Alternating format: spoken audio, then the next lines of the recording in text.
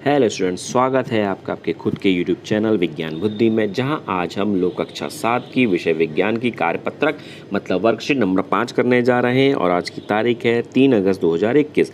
Topic का नाम है हमारा मृदा में पोषकों की पुनः पूर्ति। मृदा मतलब होती है मिट्टी भैया। कई लोग मृदा का मतलब नहीं समझ रहे हो तो उसका मतलब है मिट्टी। पोषक का क्या मतलब होता है? जैसे हमको पोषकों की आवश्यकता होती है, कार्बोहाइड्रेट, प्रोटीन, विटामिन, है ना, मिनरल्स, तो वैसे इनको भी मतलब मिट्टी में भी पोषक तत्व होते हैं। उनकी पुनः प्राप्ति मतलब दोबारा से पूर्ति होनी चाहिए। दोबारा उनके पास मिट्टी में ये पोषक तत्व आने चाहिए। मिट्टी में पोषक तत्व होते हैं जैसे नाइट्रोजन, जैसे फास्फोरस, जैसे पोटेशियम। ये आप लोग याद रखोगे। क्लियर हो गया।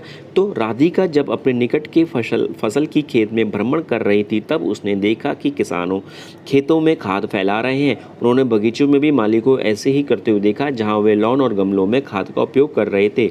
वह सोच में पड़ गई कि ऐसा क्यों कर रहे हैं।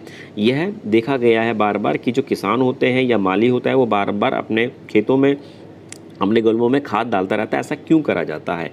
तो खाद मुख्यतः दो प्रकार की होती है। एक होती है उर्वरक, एक होता है खाद। उर्वरक जो मार्केट में होती है ये हम लोग बनाते हैं, और जो खाद होती है ये मार्केट में नहीं, ये खुद ही मिल जाती है। तो उर्वरक रासायनिक पदार्थ है जो पौधों को पोषक तत्व प्रदान करता है। कौन कौन से? नाइट्रोजन, फास्फोरस और पोटेशियम करता है। और ये मेन होते हैं, आदमी लोग बनाते हैं, उर्वरक साइंटिस्ट लोग बनाते हैं इस उर्वरक को। खाद, अब खाद क्या है भैया? खाद जैविक पदार्थ होते हैं। जैविक पदार्थ का मतलब जैसे गाय का गोबर, भैंस का गोबर, या कोई लकड़ी, पेड़ पौधा कट गया है, अब वो सड़ना स्टार्ट हो गया है, उसकी पत्तियां सड़ने स्टार्ट हो गई, तो वो सारा का सारा क्या? खाद है।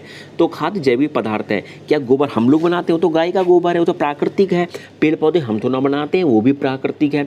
तो जो भी प्राकृतिक होता है उसे जैविक पदार्थ बोलते हैं, जो पौधों के अवशेष और पशुओं के गोबर से प्राप्त होता है तथा पौधों को पोषक तत्व प्रदान करता है। तो दो तरीके से पौधों को पोषक तत्व मिल सकते हैं, एक उर्वरक से और एक खाद से भैया। अच्छा जी।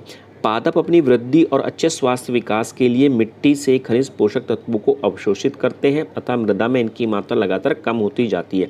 अब आपको पता है कि जो मिट्टी है, सारे की सारी मिट्टी में क्या होते हैं? पोषक तत्व होते हैं। अब ये पोषक तत्व किसको मिलते हैं भैया? प्लांट को मिलते हैं। किसको मिलते हैं? प्लांट को मिलते हैं।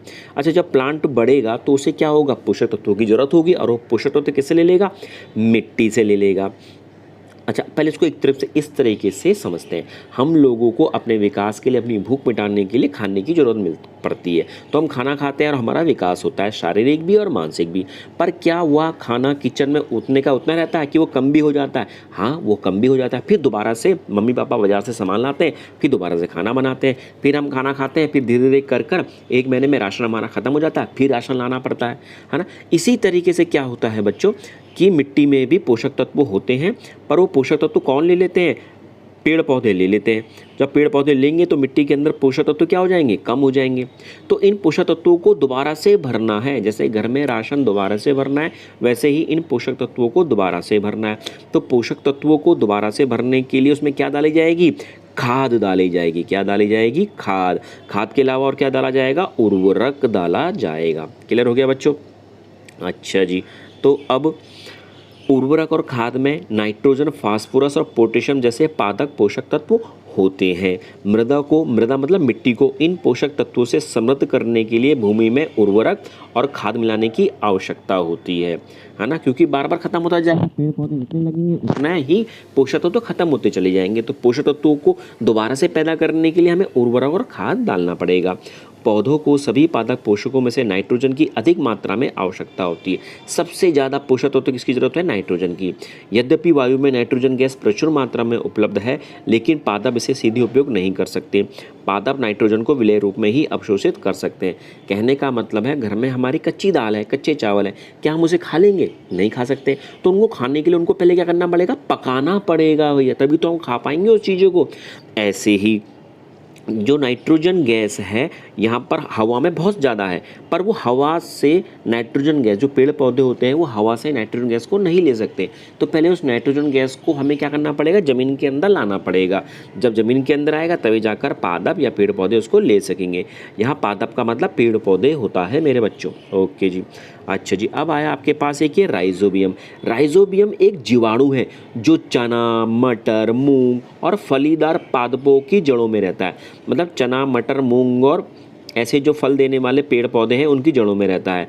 और यही राइजोबियम क्या करता है, वायुमंडल, वायुमंडल मतलब जो हवा है, इस हवा से नाइट्रोजन को ले लेता है और विलेय पदार्थों में परिवर्तित कर देता है, मतलब जमीन के अंदर लेके आ जाता है। क्लियर बच्चों?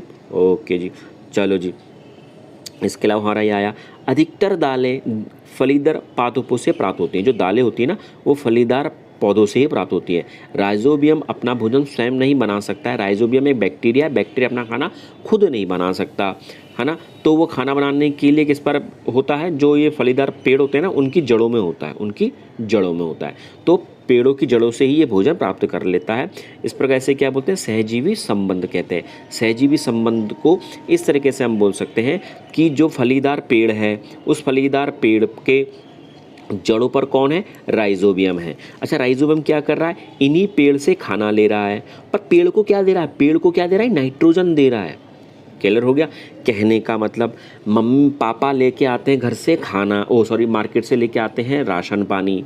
क्लियर हो गया? परसों खाते तो नहीं है ना, जब तक मम्मी बनाएगी नहीं उस खाने को तब तक खाना खा पाएंगे, नहीं खा पाएंगे। तो कहने का मतलब है हम एक दूसरे पर आश्रित हैं, एक दूसरे पर टिके हुए हैं। पापा राशन पानी लेके आएंगे, फिर मम्मी उसको बनाएगी, फिर सब मिलके खाएंगे। तो ये आपस में एक सहजीवी संबंध हो गया।